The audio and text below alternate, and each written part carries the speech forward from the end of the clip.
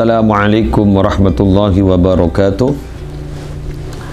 Bismillahirrahmanirrahim. Alhamdulillahi rabbil alamin. Wa sallallahu wa sallama ala sayyidina Muhammadin wa ala alihi wa sahbihi ajma'in, amma ba'du. Ma'asyiral muslimin wal muslimat rahimakumullah. Saya ucapkan selamat berjumpa kembali. Saya doakan di mana saja Anda berada, Anda sehat semua, bisa menjalankan aktivitas. Dan alhamdulillah kita sudah memasuki hari ke-14 di bulan suci Ramadan di tahun ini. Kali ini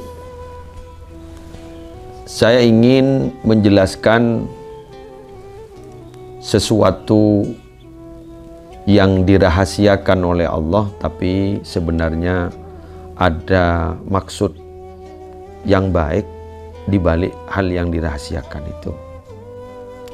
Ada memang banyak hal yang dirahasiakan oleh Allah, tidak seharusnya kita tahu, dan hanyalah Allah yang maha mengetahui. Ada 5, kata ulama, 5 hal disembunyikan di dalam 5 hal. Innallaha akhfa khamsata asya fi khamsatin. Sesungguhnya Allah menyembunyikan, menyamarkan atau menyembunyikan 5 perkara di dalam 5 hal. Yang pertama, akhfa ridahu fit ta'at. Allah itu menyembunyikan ridhonya Allah di dalam ibadah, pekerjaan ibadah atau taatnya hamba Allah. Jadi orang melakukan ibadah dan tidak melakukan ibadah kadang bukan diketahui dari segi fisik dan tidak tampak dalam segi fisik. Kadang orang yang tidak sholat kadang lebih sehat daripada orang yang sholat. Jadi kenapa kok dirahasiakan oleh Allah ridhonya Allah? Ini supaya kita tetap berusaha untuk mencari ridhonya Allah dan tidak pernah menghitung amal perbuatan baik kita. Karena itu kalau ditampakkan, kemudian diumumkan, diberitahukan, kita akan menjadi enteng dan bisa saja sombong. Umpama ketika kita ibadah puasa lah katakan pada hari ini atau pada bulan ini, atau kita melakukan ibadah umroh atau ibadah haji lah, kemudian diumumkan bahwa itu sudah diterima dan sudah mendapatkan ridho dari Allah, bisa saja kita sombong. Atau bisa saja kita akan menghitung-hitung pahala yang dilakukan oleh kita. Katakan kalau ada majelis taklim, kita hadir, ada informasi, itu lebih baik daripada sholat sunnah 1000 rakaat. Kalau itu dihitung-hitung, bisa-bisa saja kita tidak sholat tarawih. Sholat tarawih itu hanya berapa? 20 rakaat. Witirnya berapa? 3, berarti 23. Kalau 10 hari hanya 230. Kalau 20 hari hanya 430. Kalau 30 hari ya tidak sampai 1000. Berarti ada simpanan. Akhirnya dia tidak sholat tarawih. Kalau dihitung-hitung. Atau bisa saja orang yang merasa enteng ketika menghitung-hitung pahala haji atau umroh. Ketika pulang nyampe di rumah, Pak Haji atau orang yang melaksanakan ibadah haji, melaksanakan ibadah umroh, tidak sholat, ditegur oleh orang. Kenapa kok tidak sholat Pak Haji? Dia bilang, saya sudah dari Mekah. Loh kenapa?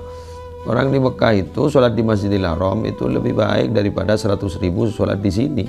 Berapa hari saya di Masjidil Haram? Itu kalau dihitung-hitung begitu bisa enteng.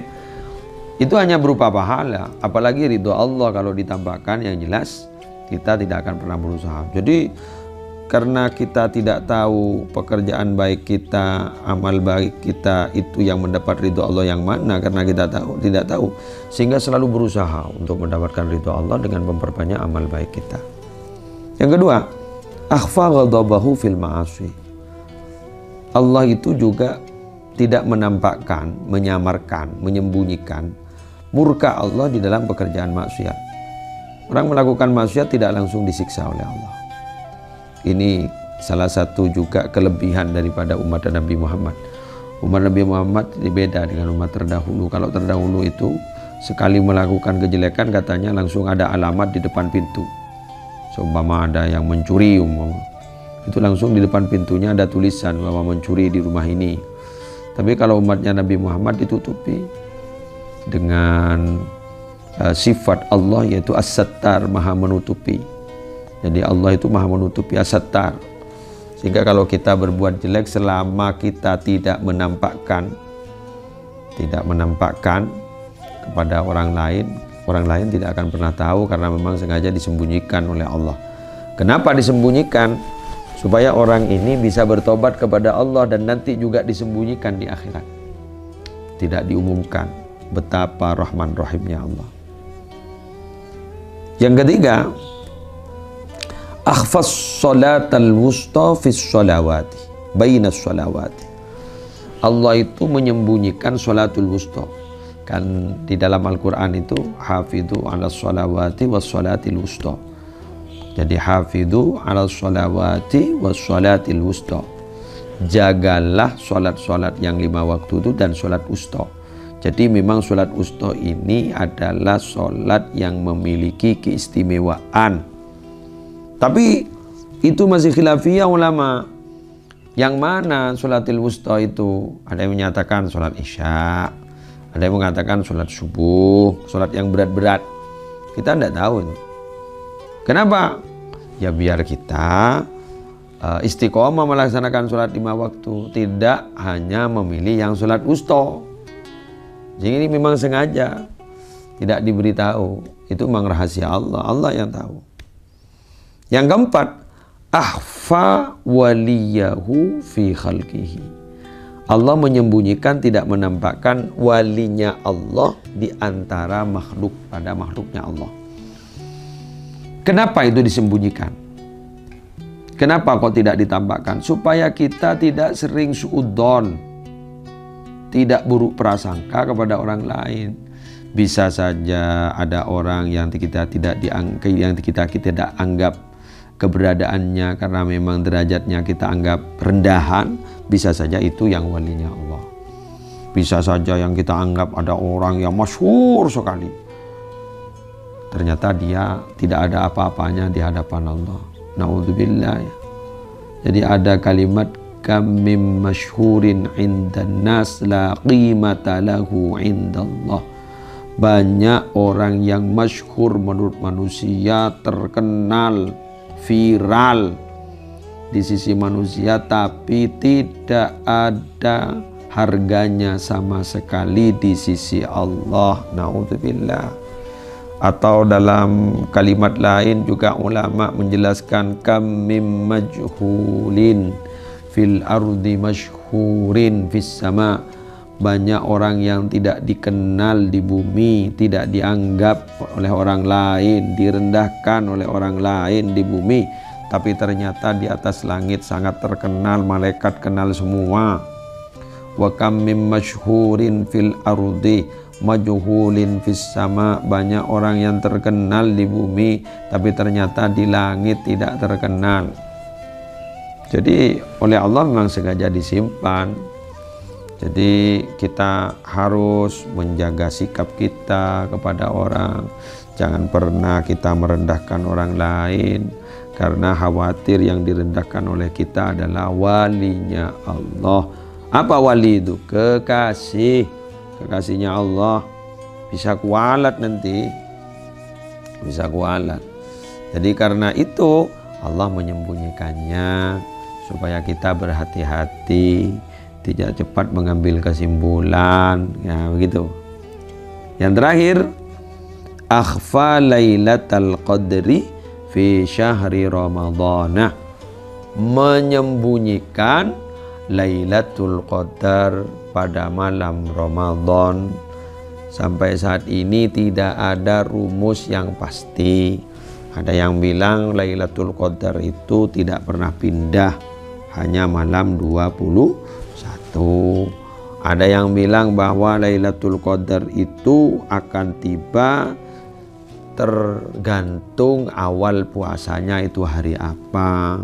Umpama hari Senin Lailatul Qadar nanti tiba pada malam ini, umpama hari Selasa tiba malam ini. Kenapa beda pendapat? Karena memang tidak ada yang jelas, tidak ada informasi dari Allah. Kenapa kok tidak diinformasikan? Supaya kita ada persiapan dari awal sampai akhir. Karena kalau kita ketahui mungkin malam, katakanlah ada pengumuman malam 21 Lailatul Qadar. Mungkin yang qiyamul lail, yang zikiran, baca Quran pada malam hari, ya hanya malam 21. Yang lain tidak. Akhirnya kan nakal. Jadi itu. Nah, karena itu sekarang sudah mulai persiapan. Nanti malam sudah malam 15. Sudah mulai persiapan. Bersih-bersih diri, bukan bersih-bersih rumah. Kalau bersih-bersih rumah itu kan persiapan memang tiap hari, memang bersih-bersih rumah dan persiapan Idul Fitri umumnya. Sekarang bersih-bersih hati, berbanyak zikir, berbanyak baca Al-Quran, malam hari jangan tidur terus, qiyamul lail, tahajud, witir. Siapa tahu kita akan mendapatkan anugerah Lailatul Qadar. Jadi bagaimana Lailatul Qadar itu apabila kita beribadah pada malam hari itu, khairun min alfi syahrin, lebih baik daripada 1000 bulan. Semoga kita mendapatkan itu semua. Saya kira ini yang bisa saya sampaikan. Subhanakallahumma wa bihamdika asyhadu an la ilaha illa anta astaghfiruka wa atubu ilaik. Wallahul muwaffiq ila aqwamit thoriq. Wassalamualaikum warahmatullahi wabarakatuh.